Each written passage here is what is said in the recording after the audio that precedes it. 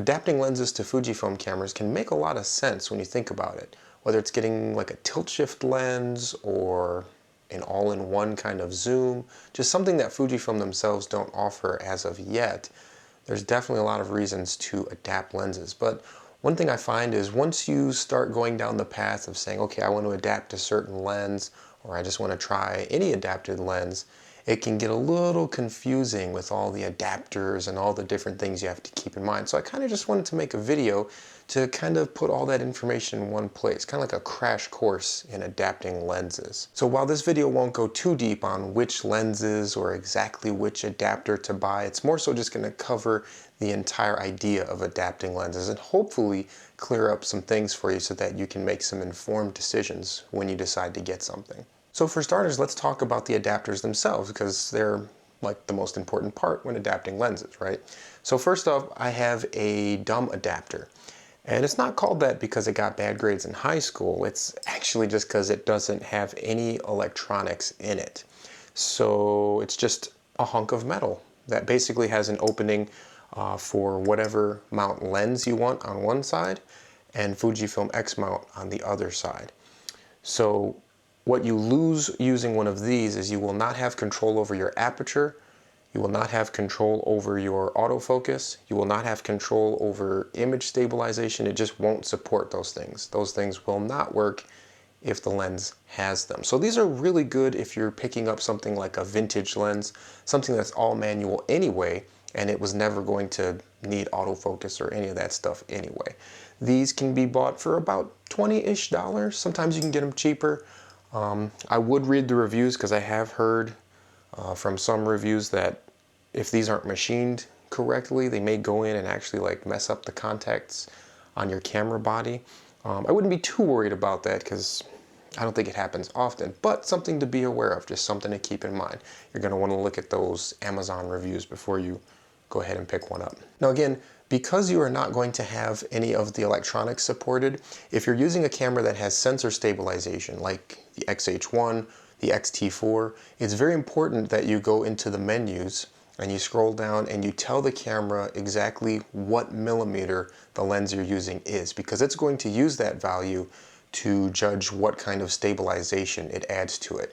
And I know from personal experience, if you don't have it set to the right millimeters, the sensor stabilization can kind of start to freak out. Now, if you're using the vast majority of Fuji cameras that don't have sensor stabilization, it's not as important that you dial in this setting, but if you do want to keep track of which lens you were using when you pull it into Lightroom, then you do want to kind of set which millimeter lens you were using. That'll help you to sort your stuff later in Lightroom. But if that doesn't matter to you, then don't worry about it. So just to give you an idea of the lenses I personally use with dumb adapters, I personally like to use a macro lens. This one is a Nikon mount Sigma lens. I purchased this because the autofocus motor was broken. The rest of the lens works fine. The manual focus works perfectly. And the little pro tip that I'll give you is if you are searching for Nikon mount third-party lenses, they will have, or most of them have, clickable aperture rings. So if I were to purchase this same lens in Canon mount, it would not have an aperture ring and it would kind of just be stuck at f2.8, which is no good, right? But if you find the Nikon mount, and maybe there's others, you guys let me know in the comments, does the Pentax mount, or are there any other mounts that have the aperture ring? But I know personally that the Nikon mounts are very likely to have the aperture ring. So when I'm shopping for them, it's just something that I keep in the back of my mind. When you zoom in on the picture, make sure it's got a clickable aperture ring, and then you're good to go. So like I said, this is a macro lens because I don't shoot a lot of macro. I really don't shoot any macro. But I did want to have a macro lens around because, you know, sometimes you need one. But I didn't want to drop like $1,000 for the Fujifilm one just to have it sitting on the shelf. So this is a nice example of something you can get away with the dumb adapter. Manual focus, manual aperture, and you're probably going to shoot macro stuff, manual focus anyway. So this is a good example of something you can use with a dumb adapter. Going right along with that, the other lens that I use is a Sigma 400mm f5.6. I actually made a little video review of this that you can see on my channel. Again, this is a lens that I don't shoot wildlife. I enjoy shooting like birds when I'm at the forest preserve. It's something I do kind of just to chill out and relax, but I'm by no means a serious wildlife photographer.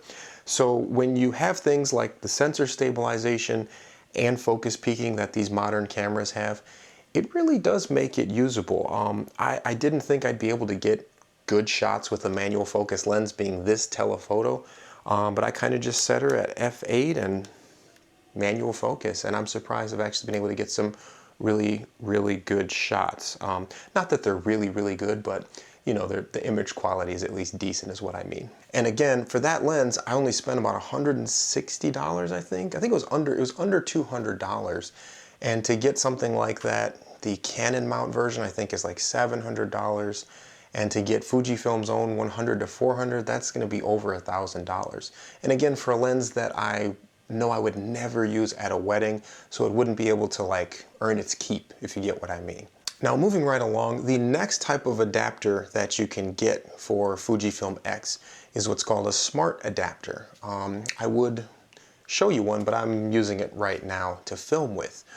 So this adapter is very similar in size and shape to the dumb adapter, but like you can guess, it has electronic contacts. So you're paying a little bit more for it, but you retain the ability to use autofocus, aperture control, image stabilization, and really that makes a huge difference depending on the lens. For example, right now I'm filming with the Sigma 18 to 35 1.8. I'm using face detect and it's tracking my face. I think it's doing a pretty good job.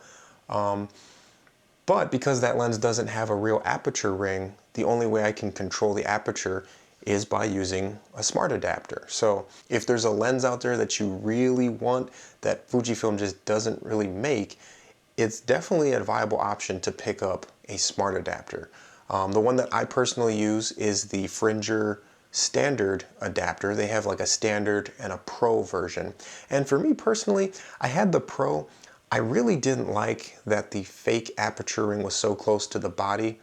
And I think Fringer understood that too. They might have heard that from other people because they made a second version that basically had the same exact functionality. They just moved that ring a little bit further off the body so that you could use it a little more comfortably. So if you like the idea of having a physical aperture control ring, then maybe get the Pro version. For me personally, I ended up getting the standard version, the Mark II standard version, just because it was really cheap. I think I got it for like $200 out the door. But the standard version does not have the aperture ring, and as far as I can tell, that's the only difference. So what that means is that you have to control your aperture with one of the command dials, which really isn't a problem for me. I use XC lenses. They don't have an aperture ring. I use the Viltrox 85. It doesn't have an aperture ring. And for me, it really doesn't matter. I usually shoot these lenses wide open anyway, so I'm not changing the aperture all the time. But maybe for you, that will be a big difference. So something else to consider. Also, I do plan on making a proper review video for both the Sigma and for the Fringer adapter. So we'll talk about that in a different video. Now, continuing with the smart adapter category, I've also used the Comlight speed adapter and had mixed results. My best advice for you with the Comlight is that if there's a certain lens that you want to use, just check the compatibility table before you actually buy it, because if it's not on that list, it's not going to work. The Comlight was actually the first smart adapter that I got for my Fujifilm, and when I used it with my Canon 70-200 f4, it actually worked pretty well, but I'd say at least once or twice while shooting, it's really hard to gauge, but I would get error codes from it and would say, please turn off the camera and turn it back on. So that really wasn't cutting it for me. There's no way I could take that to a wedding and have it giving me error codes like that. So it did work with the Canon 70-200 because that lens was listed, but I also had a Tamron 24-70, the G2, and it did not work. It wasn't listed at the time, and it just didn't work. And going back to the Fringer, I actually tried using a lens that was not on the Fringers list as well, and it too did not work. So I just want to stress that you may think, oh, this is Canon mount. It says it works with Canon mount, so I'll just get it. And that's not the case. I think they have to build the code in for each lens. That's what I think anyways, because if the lens isn't on the list, it's not gonna work. Don't try it. Now the third option in the smart adapter category would be a speed booster. And basically a speed booster is something that takes a full frame lens and it does some sort of insane physical optical craziness, and it mashes all that light down into an APS-C size image and somehow makes the lens even faster and brighter. It's kind of crazy. I'm not going to attempt to explain it. You should probably watch a separate video anywhere on YouTube because they'll do a much better job explaining it than me. But basically, if you were to take something like a 35mm f1.4 for Canon full frame, right? Let's go with that. If you put it on a speed booster, it would somehow, it would turn into a like 50mm f1.0, which is kind of insane, right? I think it pretty much just adds one stop. Basically, that means it allows more light in and you can get more shallow depth of field. It's very, very, very popular in the micro four thirds community. Almost everyone shooting with a GH5 for video is using a speed booster. It's just kind of a way of life for micro four thirds, which is really cool. I've not personally used a speed booster, and to my knowledge, as of right now, I think the Viltrox company is the only one that make a speed booster for Fuji X, and I believe it's only in a Canon EF mount. So if you've used it, tell me in the comments, did it actually work? For me personally, it really wasn't addressing any needs that I personally needed. There's only a couple of lenses I wanted to adapt from Canon mount to Fujifilm, but hey, it could be a very viable option for you depending on what you're doing. A lot of people that move to Fuji have Canon kit. They move from Canon to Fuji. That's what I did. So if you've got those lenses laying around, why not get the full frame equivalent with a speed booster? That being said, again, I've never actually used one, so I can't speak as to how reliable it is or what the image quality is like. Because the one difference with a speed booster is that it actually has a piece of glass because it's magnifying the image onto the sensor. So the dumb adapter and the smart adapters do not have any glass. It's just a piece of metal spacing the lens out. But the speed booster does have glass in there. So it will take a hit on image quality, I would imagine. Anytime you add glass to something, there's gonna be some sort of difference, right? So make sure you watch the reviews, make sure you look through them and look them up before you buy them, but it is an option. So there you have it. Those are the three types of adapters that you can use to get other lenses onto your Fujifilm camera. So something to keep in mind is that there are pros and cons to everything that you can do. If you stick with Fujifilm lenses, you're going to keep that nice compact form factor. You're going to have reliable performance out of the lens. I don't think Fujifilm makes a bad lens. So when you think of it that way, sticking with native lenses makes a lot of sense.